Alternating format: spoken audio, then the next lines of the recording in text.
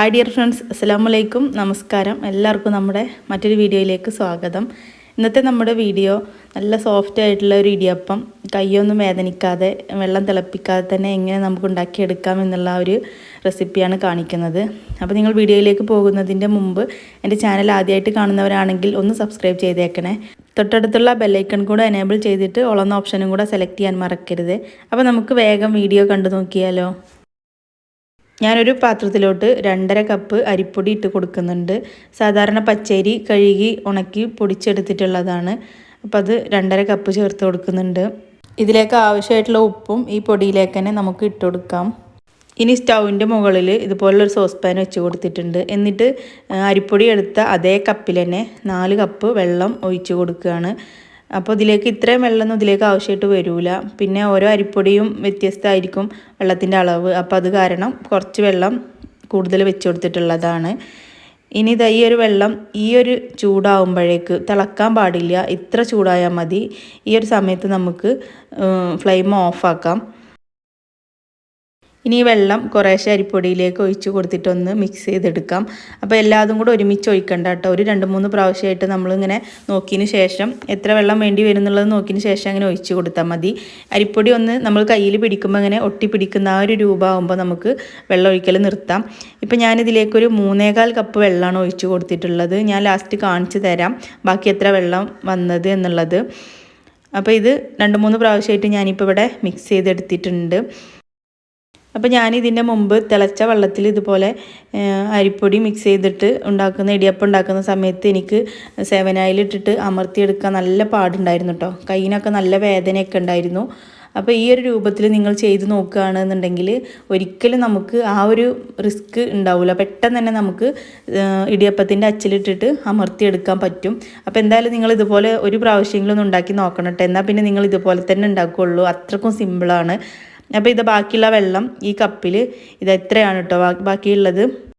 അപ്പോൾ നമുക്ക് അളവ് കപ്പ് ഇല്ലയെന്നുണ്ടെങ്കിൽ നമ്മൾ എടുക്കുന്ന ആ ഒരു പാത്രത്തിനനുസരിച്ചിട്ടുള്ള വെള്ളം വെച്ച് കൊടുത്താൽ മതി. ഇപ്പോൾ ഞാൻ ഈ മാവ് ഇവിടെ ഒന്ന് കുഴച്ചെടുത്തിട്ടുണ്ട്. ഒരുപാട് സമയം കുഴക്കാനൊന്നും ഇല്ല കേട്ടോ. പെട്ടെന്ന് തന്നെ ഇതിങ്ങനെ മിക്സായി കിട്ടും. ഇനി കയ്യിൽ കുറച്ച് എണ്ണാക്കി കൊടുത്തിട്ട് ഒന്നും കൂടെ ഒന്ന് കുഴച്ചെടുക്കുന്നുണ്ട്. നമുക്ക് കയ്യിലൊട്ടി പിടിക്കാതിരിക്കാൻ വേണ്ടിയിട്ടാണ് കേട്ടോ കുറച്ച് എണ്ണാക്കി കൊടുത്തിട്ടുള്ളത്. ഇനി നമുക്കിത് ചെറിയ ഉരുളകളാക്കിയിട്ട് ഇടിയപ്പത്തിൻ്റെ അച്ചിലേക്ക് ഇട്ടിട്ട് പാത്രത്തിലേക്കൊന്ന് ചുറ്റിച്ചെടുക്കാം. ഇപ്പോൾ നിങ്ങൾ വീഡിയോ കണ്ടുകൊണ്ടിരിക്കുമ്പോൾ നിങ്ങൾക്ക് ഇഷ്ടപ്പെടുകയെന്നുണ്ടെങ്കിൽ ഒന്ന് ലൈക്ക് ചെയ്തേക്കണേ. വീഡിയോ കണ്ടു കഴിഞ്ഞിട്ട് ലൈക്ക് ചെയ്യാമെന്നൊക്കെ കരുതുമ്പോഴേക്കും ചിലപ്പോൾ നിങ്ങൾ മറന്നു പോകും.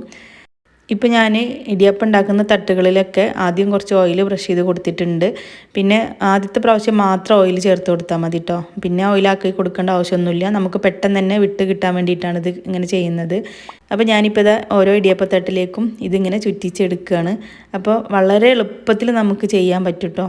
കയ്യിനൊന്നും ഒരു പ്രയാസമില്ലാതെ നമുക്ക് പെട്ടെന്ന് തന്നെ ചെയ്തെടുക്കാൻ പറ്റും. ഇപ്പോൾ ഞാൻ 4 തട്ടിലേക്കാണ് ഇത് ചുറ്റിച്ചെടുക്കുന്നത്. ഇനി നിങ്ങൾക്ക് ഇടിയപ്പത്തിൽ തേങ്ങ വേണമെന്നുണ്ടെങ്കിൽ ആദ്യം ഈ പാത്രത്തിലോട്ട് കുറച്ച് തേങ്ങ ഇട്ട് കൊടുത്തിട്ട് അതിൻ്റെ മുകളിലേക്ക് ഇടിയപ്പം ചുറ്റിച്ചെടുത്താലും മതി.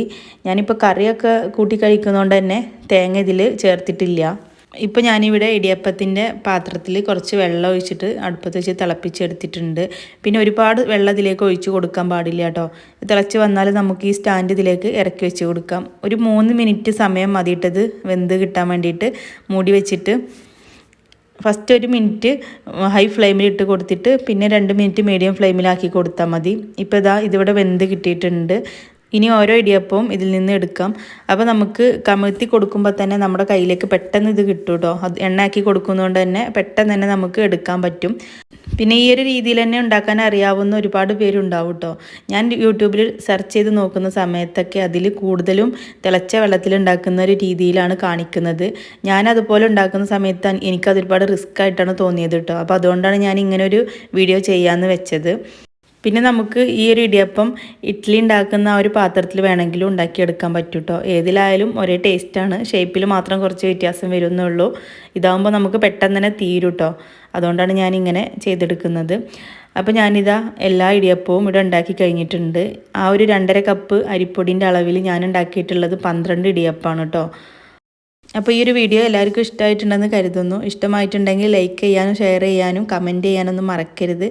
അതുപോലെ നിങ്ങൾക്ക് ഈ ഒരു വീഡിയോ യൂസ്ഫുൾ ആണെന്ന് തോന്നിയിട്ടുണ്ടെങ്കിൽ എന്തായാലും നിങ്ങളെ ഫ്രണ്ട്സിനും ഫാമിലിക്കൊക്കെ ഒന്ന് ഷെയർ ചെയ്ത് കൊടുത്ത് എൻ്റെ ചാനൽ സബ്സ്ക്രൈബ് ചെയ്ത് തന്നെ സപ്പോർട്ട് ചെയ്യണേ. ഇനി അടുത്തൊരു വീഡിയോയിൽ കാണാം ഇൻഷാ അല്ലാ. Thanks for watching.